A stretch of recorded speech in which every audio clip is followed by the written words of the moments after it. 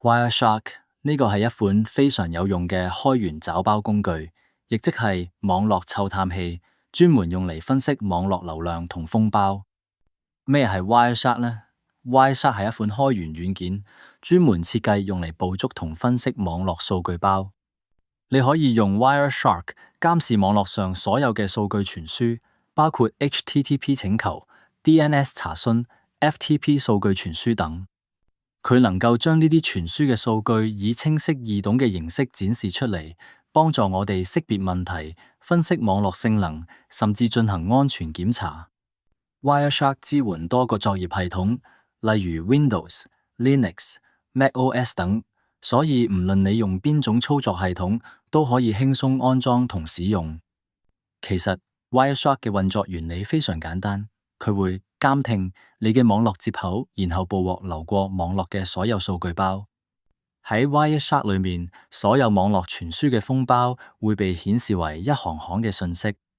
每行顯示咗封包嘅基本資訊，例如來源 IP、目標 IP、協議類型，例如 TCP、UDP、ICMP 等等。而家大家可以想象一下，如果你係用 Wireshark 嚟觀察自己嘅家用網絡，咁你會睇到你屋企裏嘅每台設備發送同接收嘅每個網絡封包，甚至係細節層面嘅 HTTP 請求、郵件傳送，甚至遊戲數據等等。Wireshark 係一個強大嘅工具，喺唔同嘅場景中都有實際嘅應用。我哋可以講下幾個常見嘅應用範疇。網絡故障排除，假設你嘅網絡出現咗問題，例如網頁加載好慢，或者冇法連接外部伺服器，用 Wireshark 你可以捕獲到網絡中嘅所有數據包。分析網絡流量，睇下有冇出現丟包、網絡延遲或者連接失敗嘅情況。透過分析，你可以知道係咪有某啲應用程式或者設備阻塞咗網絡，或者係網絡設備間有問題，幫助你快速解決問題。網絡安全檢查， Wireshark 亦都常用於網絡安全檢測，例如檢查網絡上有冇未加密嘅敏感數據，例如帳號密碼被傳輸，或者係咪有惡意攻擊嘗試，例如 DDoS 攻擊、App 欺騙等。你可以檢查 HTTP 流量，睇下敏感資料有冇以明文形式傳輸，或者發現網絡中係咪有未知嘅流量來源，從而識別潛在嘅安全風險。協議分析，如果你係一個開發人員， Wireshark 係一個唔可以錯過嘅工具，佢可以幫你分析自己寫嘅應用程式同伺服器之間嘅協議傳輸，檢查數據嘅格式、傳輸嘅時序、數據嘅正確性等，確保你嘅應用程式唔會出現錯誤。Wireshark 有好多功能，其中幾個常用：捕獲流量。Wireshark 可以捕獲網絡上所有嘅數據包，你可以選擇要監視嘅網絡接口，然後開始爭包。一旦有網絡流量， Wireshark 就會顯示出嚟，無論係 TCP、UDP、HTTP、FTP， 甚至係其他協議嘅數據包都可以被捕獲。過濾功能， Wireshark 內建有強大嘅過濾功能，可以根據協議、IP 地址、端口號，甚至封包內嘅數據進行過濾。例如你只係想查看嚟自某個 IP 地址或者特定端口嘅數據，你可以通過設置過濾器嚟做到。解碼功能， Wireshark 唔單止捕獲數據包，仲可以將捕獲到嘅數據進行詳細解碼，將封包內嘅資料轉換成易於理解嘅形式。例如對於 HTTP 請求， Wireshark 會顯示請求嘅 URL、方法、頭部同內容等。流量重組，對於需要拆分傳輸嘅協議， Wireshark 可以幫助你重組流量，例如將分段嘅文件傳輸重組返嚟，俾你睇清楚整個資料流。Wireshark 優點，開源免費。Wireshark 係完全開源嘅，免費提供俾所有用戶，無論你係學生、開發者定係 IT 專業人員，都可以免費使用。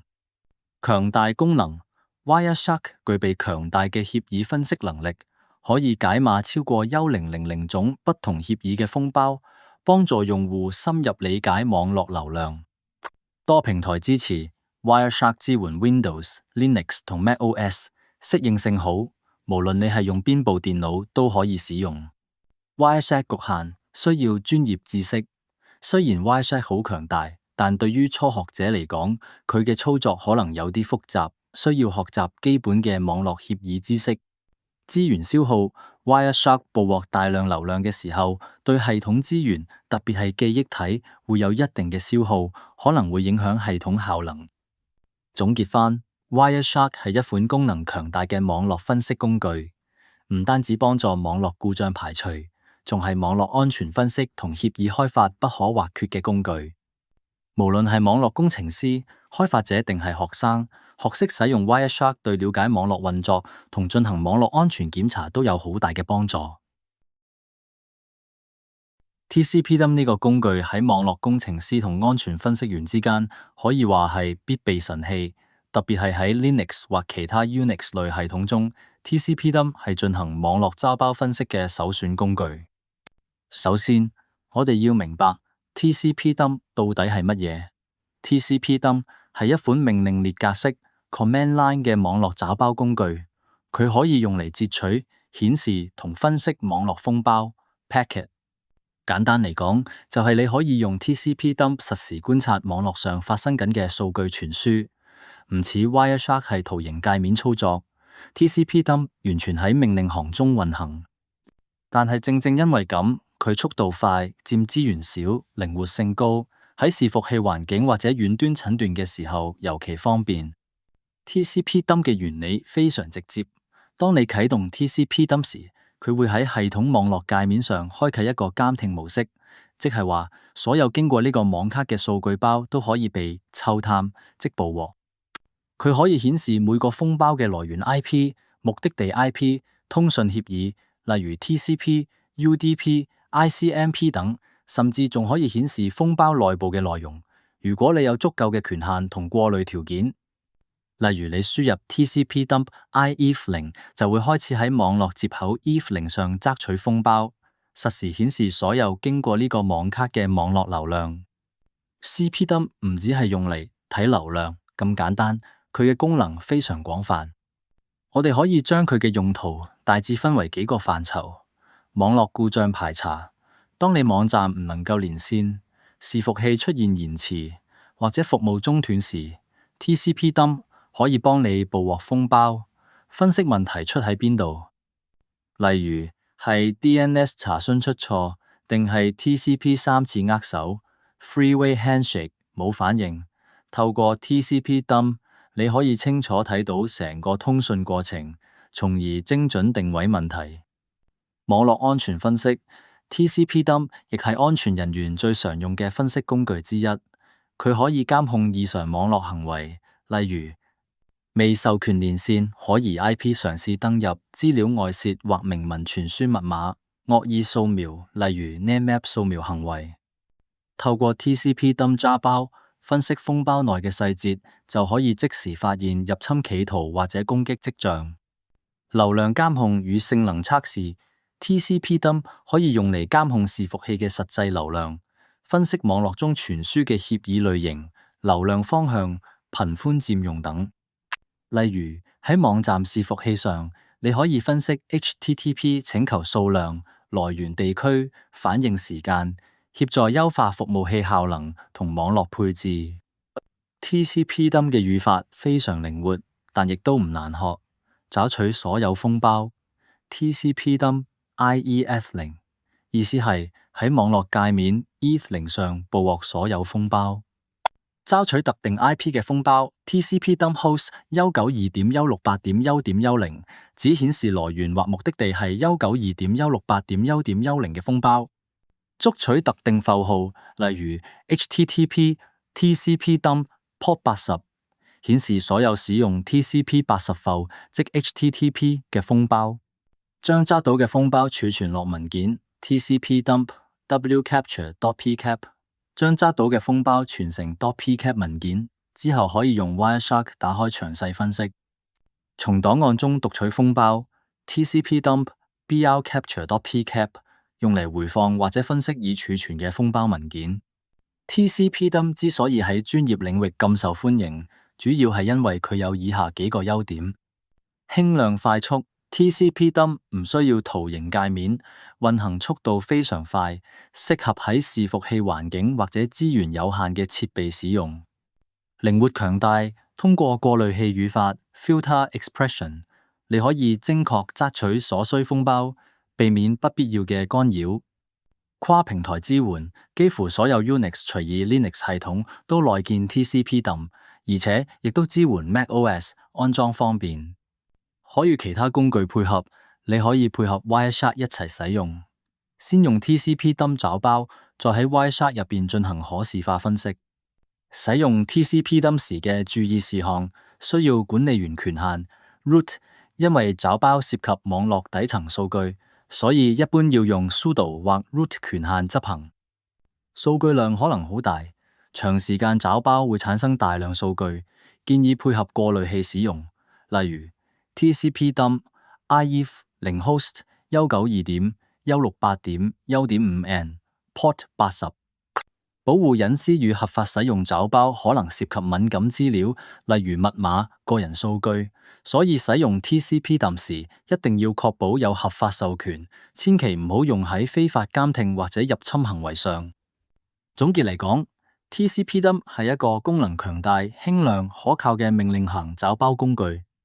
佢唔只係網絡工程師排查問題嘅得力助手，亦係安全專家分析攻擊流量、監控可疑行為嘅重要工具。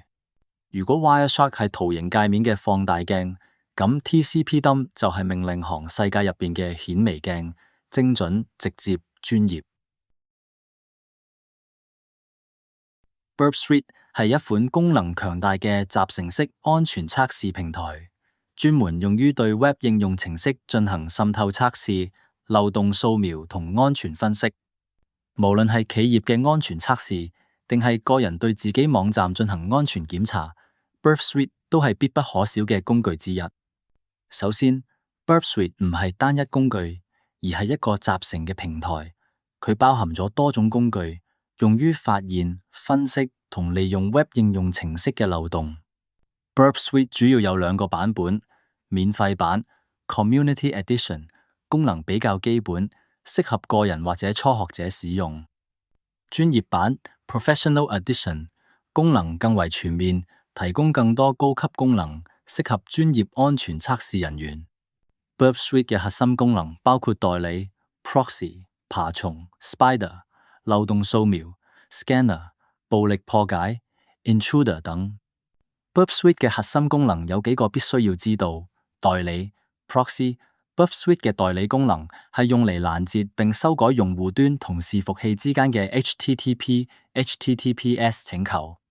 簡單嚟講， Burp Suite 可以做中介，監控所有從瀏覽器發送到 Web 伺服器嘅請求同返回嘅回應。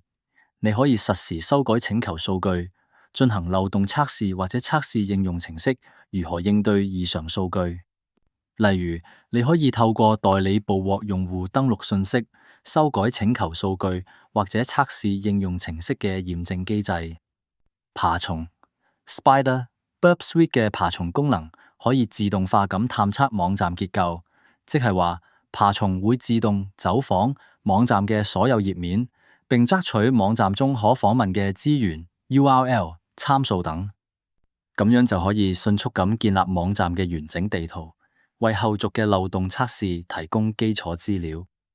例如，當你要測試一個網頁應用，爬蟲可以幫你發現網站嘅所有頁面、表單、API 路徑等，俾你可以全面了解網站架構。漏洞掃描 Scanner Burp Suite 嘅漏洞掃描器係一個自動化嘅工具，佢能夠自動檢測 Web 應用程式中常見嘅安全漏洞，例如 SQL 注入、XSS 攻擊、跨站請求偽造、CSRF 等。雖然專業版支持全自動掃描，但即使係免費版，你都可以手動檢查特定漏洞。例如，掃描器會檢測用戶輸入係咪有 SQL 注入或者 XSS 漏洞，從而幫助測試者發現應用程式嘅漏洞。Intruder 暴力破解 Intruder 係 Burp Suite 嘅一個功能強大嘅暴力破解工具。當你想對某個表單或者頁面進行弱口令爆破或者參數篡改測試嘅時候，Intruder 可以自動化處理。例如對登錄頁面嘅帳號密碼進行暴力破解，或者對網站嘅某個參數進行範圍測試。Intruder 都可以提供高效支援。Repeater 重複測試。Repeater 可以俾你將已攔截嘅 HTTP 請求重發，並手動修改數據進行測試。呢個功能對於手動滲透測試嚟講特別有用，可以幫助測試者測試特定嘅 HTTP 請求，觀察應用程式點樣反應。例如，你可以使用 Repeat 進行單次測試，發送修改過嘅請求嚟檢查網站對於特定攻擊或異常請求嘅反應。Burp Suite 嘅常用應用場景：滲透測試。Burp Suite 最主要嘅應用場景就係滲透測試。滲透測試員通常會使用 Burp Suite 嚟檢測網站同 Web 應用程式中潛在嘅漏洞。Burp Suite 嘅各項工具可以幫助測試員發現漏洞，並進一步進行漏洞利用。例如，對於一個電子商務網站，你可以使用 Burp Suite 進行 SQL 注入測試，或者檢查網站係咪存在跨站腳本 XSS 漏洞。網站安全評估 Burp Suite 亦都可以用嚟對網站進行全面嘅安全評估。你可以使用 Burp Suite 嚟模擬真實攻擊，檢查網站點樣應對各類安全威脅。咁樣可以提前發現並修補漏洞，避免未來遭受攻擊。例如，進行應用程式級別嘅安全測試，並對伺服器進行負載測試，檢查係咪有資源洩露或者 DDoS 攻擊風險。網站漏洞修復 Burp Suite 亦可以幫助網站開發者同安全工程師發現漏洞之後進行修復。當發現漏洞之後，可以使用 Burp Suite 提供嘅漏洞掃描同分析工具，對漏洞進行詳細分析，並協助開發者及時修復。例如，發現 SQL 注入漏洞之後，Burp Suite 會顯示漏洞嘅具體位置，並提供修復建議。Burp Suite 嘅優點係全面性。Burp Suite 提供咗一個集成平台，將多個滲透測試工具集中喺同一個界面中，無需安裝多個工具。靈活性，支持手動測試、漏洞掃描、暴力破解等多種測試方式，適合各種需求。易用性，無論係初學者定係專業人士，Burp Suite 都有提供良好嘅操作界面，並且可以靈活配置。強大功能， Burp Suite 不單只有基本嘅找包同分析功能，仲有好多進階工具，如 Intruder、Scanner、Repeater 等。用 Burp Suite 嘅時候要注意資源消耗。Burp Suite 嘅某啲功能，特別係漏洞掃描同暴力破解，可能會消耗大量系統資源。合法使用 Burp Suite 進行滲透測試嘅時候，務必獲得相關授權，避免非法入侵。專業版功能，專業版提供更多高級功能。如果你係專業安全測試員，建議升級至專業版。總結嚟講，Burp Suite 係一個功能非常強大、靈活且易用嘅滲透測試平台。無論你係初學者定係專業安全工程師，Burp Suite 都係你進行 Web 應用程式安全測試時必備嘅工具之一。希望大家能夠利用 Burp Suite 對網站進行全面安全檢測，幫助提升網絡安全防護。Burp Suite 同 Wireshark，雖然佢哋都係網絡安全領域中非常重要嘅工具，但佢哋各自有唔同嘅專長同使用場景。Burp Suite 同 Wireshark 嘅功能分別 ：Burp Suite 專注於 Web 應用程式嘅安全測試，佢可以攔截 HTTP 隨意 HTTPS 請求，修改數據並發送回伺服器，幫助測試員發現 Web 應用中嘅漏洞。Wireshark 專注於網絡層級嘅數據封包分析。Wireshark 可以捕獲所有經過網絡嘅封包，並將其解碼，顯示協議、數據內容等資訊，幫助測試員深入分析網絡通訊。Burp Suite 同 Wireshark 嘅使用場景分別：Burp Suite 主要用於 Web 應用程式嘅滲透測試，特別係針對 HTTP 隨意 HTTPS 請求進行嘅測試。佢適合用於測試網頁應用嘅安全漏洞，識別常見嘅安全問題，並對 Web 應用進行攻擊測試。Wireshark 適用於低層次嘅網絡封包分析，特別係用於故障排查、協議分析、網絡性能監控等。Wireshark 可以捕獲並顯示各種協議嘅數據包，適合用於進行網絡層級嘅故障診斷或者分析數據傳輸過程中嘅異常。Burp Suite 同 Wireshark 嘅協議層級分別。Burp Suite 主要處理嘅係應用層嘅協議，尤其係 HTTP 除以 HTTPS 協議，重點係測試 Web 應用程式嘅安全性。Wireshark 涵蓋多個協議層級，包括鏈路層、網絡層、傳輸層等，適合對成個網絡通訊進行捕獲同分析。Burp Suite 同 Wireshark 嘅範圍分別。Burp Suite 係專門針對 Web 應用程式，適合用於網站或者網頁應用嘅滲透測試，通過攔截同修改 HTTP 請求嚟進行測試。Wireshark 可以捕捉整個網絡中嘅所有封包，適用於網絡層級嘅問題診斷，例如排查網絡延遲、帶寬不足等問題，或者進行協議分析。Burp Suite 同 Wireshark 都係網絡安全領域中非常有用嘅工具，但佢哋有唔同嘅專長同適用場景。Burp Suite 係專注於 Web 應用程式層面，適合進行應用程式嘅滲透測試、漏洞掃描等；而 Wireshark 則係專注於網絡層級嘅流量捕捉與分析，適用於故障排查、協議分析等。兩者可以互補，幫助測試員全面分析同檢測系統嘅安全性。MITM 中間人攻擊，呢個攻擊可能發生喺你最唔以為然嘅場景。例如用咖啡店嘅公共 WiFi 連接公司網絡，甚至喺家中 LAN。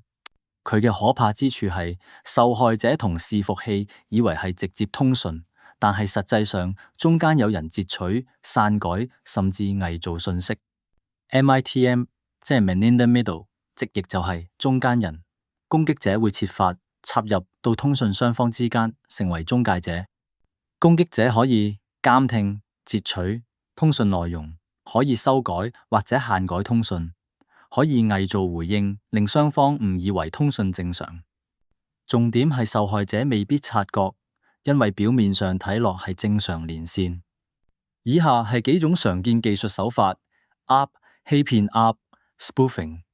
喺局域網 LAN 內，攻擊者偽造 ARP 對應，把自己宣稱係網關、Gateway 或其他主機，令流量經過攻擊者機器，結果係本地流量被攔截或重定向。DNS 劫持 DNS spoofing 攻擊者，令受害者查到錯誤嘅域名對應 IP， 例如把 bank.example.com 指向攻擊者控制嘅伺服器，從而誘導用戶去偽造網站。惡意假冒 WiFi Rogue AP 攻擊者架設一個睇落正常嘅 WiFi 熱點，例如名稱類似咖啡店。當用戶連線之後，攻擊者就可以監控或操控流量。HTTPS downgrade SSL stripping 如果通訊冇被強制使用 TLS， 攻擊者可能將加密連線降級到明文 HTTP， 再攔截資料。注意，現代網站多用 HSTS 強制 HTTPS 去抵擋呢一類手法。IPBGP 劫持係網際網路層面，攻擊者或者錯誤嘅路由宣告可以導致大量流量被導向錯誤路徑，造成大規模流量攔截或者干擾。MITM 會帶嚟嘅風險與後果：敏感資料外泄、帳號、密碼、信用卡資料、私人信息等可能被截取。身份偽造，受害者可能被誘導登入偽造網站，導致憑證洩露。資料被篡改，交易數據或指令被更改，可能導致金錢或者系統風險。長期滲透，攻擊者建立後門或者持續監控，造成長期風險。舉例場景喺公共 WiFi 上面用網銀或者下載文件嘅時候，被中間人篡改文件，後果可大可小。點樣偵測 MITM？ 瀏覽器警示，留意瀏覽器嘅憑證鎖頭提示，如果見到唔安全連線或者憑證錯誤，立即停止。唔尋常嘅 HTTPS 警告，例如憑證顯示唔屬於該網站，簽發機構可疑。網速或者頁面行為異常，頁面載入被反覆重蹈，或者出現奇怪跳轉。ARP 表、路由表變化進階管理，喺受管網絡中，網管可以監控 ARP 與路由表變化，發現可疑多對一影射或者路由異常。流量分析同入侵偵測系統 IDS 可偵測異常封包模式或未經許可嘅中間設備行為。注意，普通用戶唔亦完全偵測到 MITM， 最好靠防範而非被動偵測。個人用戶防範措施優先使用 HTTPS， 只喺網址有 HTTPS 及鎖頭圖示時處理敏感資訊，避免唔安全公共 WiFi。若果要用公用 WiFi， 盡量用 VPN， 可信任嘅或改用手機數據。留意憑證警告，見到瀏覽器警告就唔好忽視。開啟兩步驗證多因素認證 MFA， 即使密碼被截取，仍增加保護層。盡量使用更新嘅應用與作業系統，及時打補丁。企業或者網管防範措施強制 HTTPS、HSTS 同 TLS 最佳實踐，使用有效憑證，關閉舊約加密演算法，使用 DNSSEC 同 DOC 隨意倒 T， 視情況改善 DNS 層面被劫持風險，注意部署細節同兼容性。部署 VPN 同安全網關，強制遠端工作者透過公司 VPN 存取內部資源。網絡監控同 IDS、IPS 監控 ARP、BGP 同不尋常流量，及時告警。憑證管理與憑證釘選 Certificate Pinning 對高敏感應用實施，減少假憑證風險。員工培訓教育員工識別假 WiFi、偽造網站同釣魚手法。遇到懷疑 MITM 嘅時候，應該做啲乜呢？立即中斷網絡連線，關 WiFi 斷線，轉用更安全網絡。如果喺公共網絡上進行敏感操作，改用手機熱點或可信 VPN。安全環境更改重要帳戶密碼，並啟用 MFA 向企業 IT 或者網管報告，提供發生時間、網絡環境、瀏覽器警示截圖作為線索。MITM 攻擊係一種靜悄悄但係極具破壞力嘅攻擊方式。佢利用網絡傳輸中間嘅弱點，把自己插入雙方通訊，可導致資料外泄、交易篡改、身份盜用等嚴重後果。對抗 MITM， 以防為先，使用 HTTPS、MFA、VPN， 密切監控網絡，更新配置與教育使用者。網絡安全唔係單靠一個工具解決，而係多層防護 （Defense in depth）。你多一分警覺，多一層防護，就少一分風險。App 欺騙會令你同網絡上其他設備嘅通訊被人偷睇或者篡改，後果可以係資料外泄、網絡中斷，甚至成為更大嘅中間人 MITM 入侵起點。要明白 App 欺騙，首先要知道 App Address Resolution Protocol 係做乜。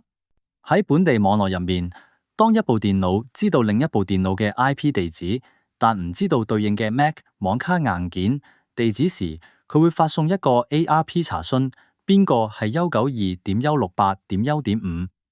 目標主機會答返個 F 回應，我係 192.168.1.5， 我嘅 MAC 係 AABBCCDDEF， 然後發問者將呢個對應記低喺自己嘅 ARP 快取表 ARP Cache， 方便下一次直接發送封包。ARP 係一個非常基礎、廣泛使用嘅協議。但佢本身冇驗證機制，即係任何收到 App 回應嘅設備，通常都會相信對方同步更新自己嘅 App 快取。App 欺騙就係利用 App 冇驗證嘅弱點，攻擊者會向局域網內嘅設備不斷發送偽造嘅 App 回應，宣稱某個 IP 地址係指向攻擊者嘅 MAC 地址。當受害者更新咗自己嘅 App 快取之後，原本應該直接去到某台機器，例如網關或伺服器嘅封包會被誤導送去攻擊者嗰度，持續不斷發出呢啲偽造 App 回應，就會令網絡中出現錯誤嘅 IP-MAC 影射，造成流量被截取。攻擊者可作為中間人監控、記錄或修改資料流。資料被篡改或者回放，例如登入資料會話內容可能被篡改，網絡中斷或者性能下降。不當影射可能造成封包丟失、廣播風暴，影響整個網段嘅通訊。ARP 欺騙嘅影響好實際，唔係單純理論。個人私隱洩露、登入憑證、私人信息、即時通訊內容有被竊取風險。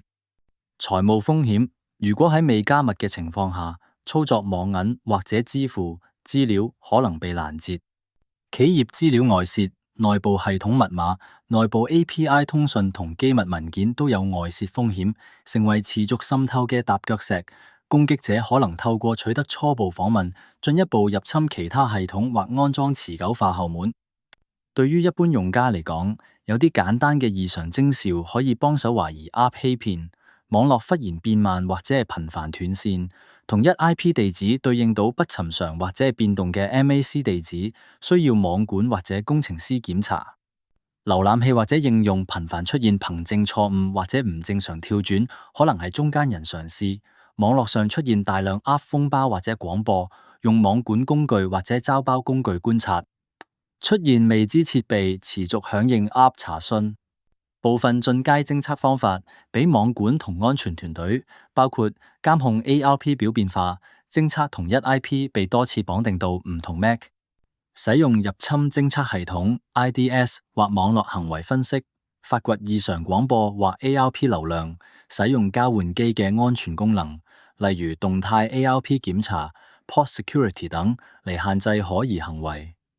對於普通用家點樣預防同減低風險，避免使用唔安全嘅公共 WiFi， 如必要就用可信嘅 VPN， 盡量使用 HTTPS、TLS 加密通訊。見到鎖頭唔安心就唔輸入敏感資訊。保持系統同應用程式更新，以減低被利用嘅其他漏洞。啟用兩步驗證 MFA， 即使憑證被截取都多一層保護。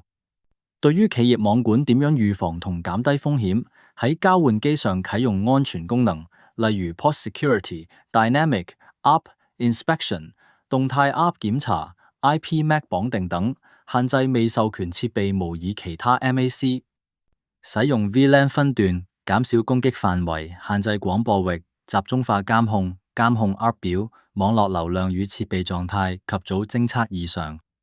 部署加密同認證，喺內部重要通訊中使用端到端加密同 Mutual Authentication。教育員工俾使用者識別可疑網絡、假熱點、憑證警告，同知道遇到異常應該斷線回報。如果懷疑自己中招，應該點做？立即斷開可疑網絡連線，關 WiFi 拔網線，轉用可信網絡或者手機熱點，更改重要賬戶密碼，喺安全網絡下，並啟用 MFA。向 IT 每網管報告，提供觀察到嘅異常，如時間、網絡名稱、瀏覽器警告截圖。如果係公司網絡，網管應該檢查 ARP 表、交換機端口，同時檢查係咪有未知設備，必要時透過網絡取證工具保存封包或日誌，協助後續調查。ARP 欺騙表面上係一個局域網問題，但係佢嘅影響可以好廣泛。從個人私隱到企業安全都可能受害。由於 App 設計時冇驗證機制，攻擊者就可以利用呢個弱點做中間人攻擊，或者造成網絡中斷。對抗 App 欺騙要靠多層防護、硬件、交換機安全功能、協議、加密與認證、監控、日誌與 IDS 同埋使用者教育三方面一齊做，先至最有用。最後提醒大家，網絡安全唔係一次性工程，而係持續嘅防護與警覺。多啲留意網絡行為，多啲做好基本保護，就可以將風險大大降低。僵屍網絡就係一大群被入侵嘅電腦或者裝置，俾害客集中控制，做各種惡意嘅事。佢哋數量多，分佈廣，令攻擊變得更有威力，更難被即時阻止。乜嘢係僵屍網絡？僵屍網絡係由大量受感染嘅主機，我哋叫佢哋做僵屍或 bot 組成。呢啲主機被惡意軟件控制，接受遠端指令，形成一個由攻擊者集中管理嘅網絡軍隊。僵屍網絡特點：分散、隱蔽，可被遠端指揮，且能同時對大量目標執行相同嘅惡意行為。雖然唔會講操作步驟，但要知道僵屍網絡係點樣出現嘅，方便大家做防護。攻擊者會利用漏洞、釣魚郵件、惡意附件、被入侵嘅網站、未打補丁嘅服務器或者弱密碼等方式，將惡意程式推播到大量設備上。一旦惡意程式成功執行，佢會悄悄同攻擊者嘅指揮控制，司儀、伺服器建立聯絡，聽候指令，例如發送垃圾郵件、參與 DDoS、挖礦、掃描內網等。有啲僵屍網絡會用分層私異、P2P 結構或者加密通訊，令查緝更加困難。僵屍網絡用途廣泛，包括但唔限於 DDoS 分布式阻斷服務攻擊，用大量僵屍同一時間發送流量，癱瘓目標網站或服務。發送垃圾郵件、釣魚郵件，由大量被控主機發送，增加規模與命中率。資料竊取鍵盤記錄，偷取賬號密碼、金錢資訊或機密資料。加密貨幣挖礦，無聲咁消耗受害主機資源去挖礦，令用戶電腦變慢、發熱。掃描與側向滲透，作為初始訪問點，繼而滲透到企業內網，販售或者出租。成熟嘅僵屍網絡本身就係商品，攻擊者會出租俾其他人用。普通用家或者管理員可以留意嘅異常：電腦或者伺服器突發高 CPU 或者網絡使用率，未知或者可疑嘅出站連線，尤其到不明或者係異常頻道。大量外發電郵或者郵件伺服器異常流量，用戶端或者伺服器出現頻繁重啟、當機或者過熱。網絡上出現異常掃描或者端口連線。IDS、IPS、EDR 等安全工具顯示惡意行為警示，對於企業建立集中式日誌行為分析 UEBA 能有效提高偵測能力。防護僵屍網絡要做多層防禦 Defense in Depth， 個人端預防同減輕風險，定期更新作業系統同應用程式，打補丁。裝設並定期更新防毒 EDR， 並啟動即時掃描，避免打開可疑郵件附件或者點擊不明連結，使用強密碼並開啟兩步驗證 MFA。如唔使用遠端存取服務就關閉及限制管理界面對外開放。企業端網管預防與減輕風險，資產盤點同分級管理，知道網內有咩設備，邊啲需要加強防護。網絡分段 VLAN 同最小權限原則，限制潛在感染擴散範圍，部署入侵偵測防禦系統 IDS、IPS、網關防毒、email 安全閘道，啟用集中式日誌同行為分析 CIEM-UEBA， 快速發現異常行為，定期備份重要資料並測試還原，針對供應鏈同遠端工作做專門風險評估與控制，建立 Incident Response。事件回應流程同聯絡人，並定期演練。發現被感染之後應該點做？第一，隔離受感染設備，從網絡上拔除或者關閉網絡界面。第二，保存證據、封包、日誌，供進一步調查。第三，根本清理，重裝系統或回復到可信備份，避免只係做表面清理。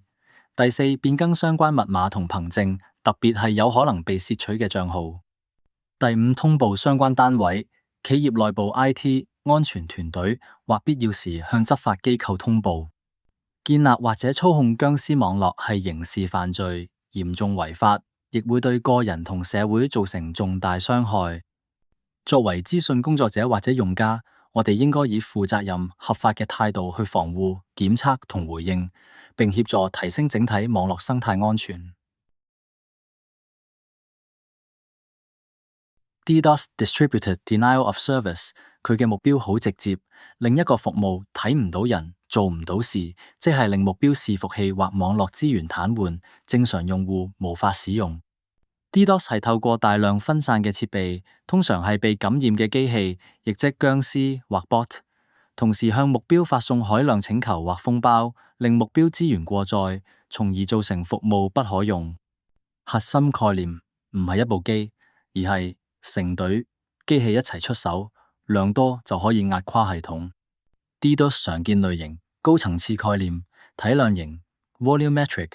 透過大量流量淹沒網絡頻寬，例如 UDP flood， 伺服器被大量垃圾流量塞爆，目標係耗盡網絡資源或者連接頻寬。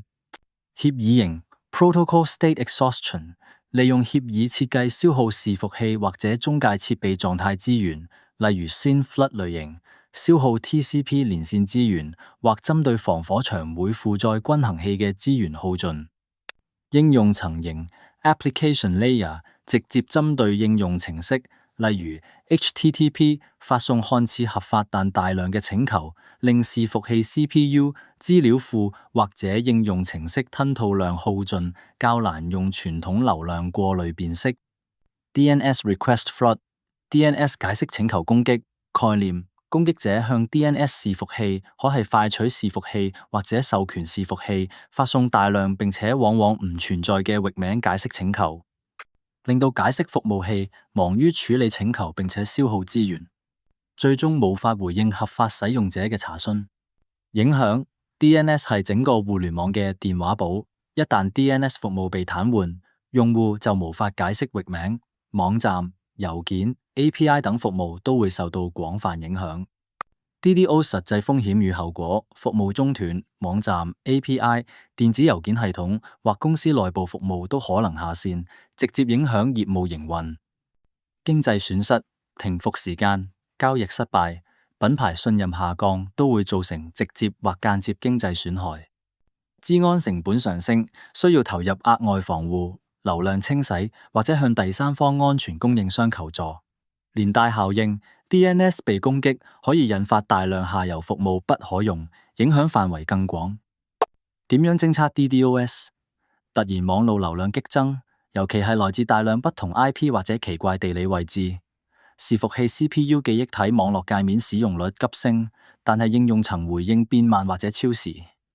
系統日誌出現大量同一類型嘅請求或錯誤碼，例如大量 5xx 錯誤、DNS 伺服器異常大量查詢或解釋失敗。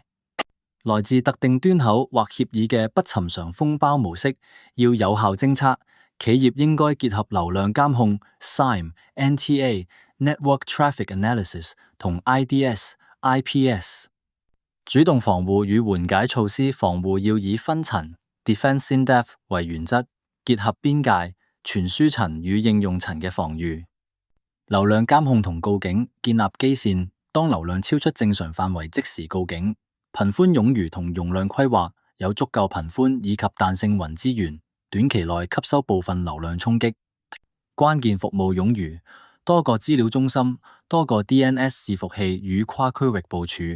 Anycast 加 CDN， 利用 Anycast 將流量分散到全球多個節點。CDN 能緩存靜態內容並吸收大量流量。上游濾波流量清洗 Scrubbing 同 ISP 或者專業清洗服務商合作，將可疑流量轉向清洗平台，再將乾淨流量回送。BGP 同流量工程能透過 BGP 改路、黑洞 Black Holing 或者使用 BGP、FlowSpec 做精細過濾，需與網路營運商協調。多節點 Anycast DNS 俾 DNS 查詢分佈到最近節點，提升抗攻擊能力。分散授權與快取策略，利用多個授權 DNS 伺服器並加強快取解釋能力。Response Rate Limiting (RRL) 限制對同一請求反覆回應嘅頻率，減少被濫用。監控同異常偵測，針對 DNS 查詢異常建立告警規則。WAF Web Application Firewall 過濾惡意應用層請求，阻擋惡意 pattern。速率限制 Capture 對頻繁請求實施速率限制，對可疑使用者做驗證挑戰。後端防護同退咬，將重度運算由前端緩存或者異步處理，減少伺服器直接負荷。應變同事故處理流程 Incident Response。 第一，立即啟動應變程序，根據既定 SOP 通知相關人員、網管、資安、客服、法務。第二，流量分析，快速判斷攻擊類型、體量型、協議型或者應用層，決定應對策略。第三，聯絡 ISP， 清洗供應商，必要嘅時候請 ISP 幫手做 upstream 濾波或者啟動流量清洗。第四，啟動緩解策略，例如臨時黑洞、BGP、Reroute、啟用 CDN、Anycast、封鎖攻擊來源等，需謹慎以免影響合法用戶。第五，持續溝通，對內通報事件狀態，對外客戶用戶發佈簡短公告，減少不確定恐慌。第六，事後檢討，分析攻擊來源、手法同應對有效性，修訂防護計劃並做補強。防禦上嘅商業考量，成本 vs 風險，防 DDoS 需要投入帶寬、第三方服務、運維，但停服成本往往更高。委外 vs self-serve， 中小企業可考慮使用 CDN、CDN-based DDoS 防護或者雲端安全供應商。大型企業可能需要混合自建與委外。合約同 SLA， 同供應商簽訂 DDoS 緊急支援同可用性保證嘅 SLA 好重要。DDoS 係一種以數量與分散為武器嘅攻擊，影響從網站停機到整個網域嘅服務不可用。常見包括體量型、協議型同應用層型，而 DNS request flood 就係一個實務上常見且具破壞力嘅例子。防禦要靠多層次策略、流量監控、CDN、Anycast、上游清洗、WAF、DNS 強化、應變 SOP。即最重要係預先準備、建立監控、冗餘、供應商關係同應變計劃。當攻擊發生嘅時候，先至能夠迅速回應，將損害降到最低。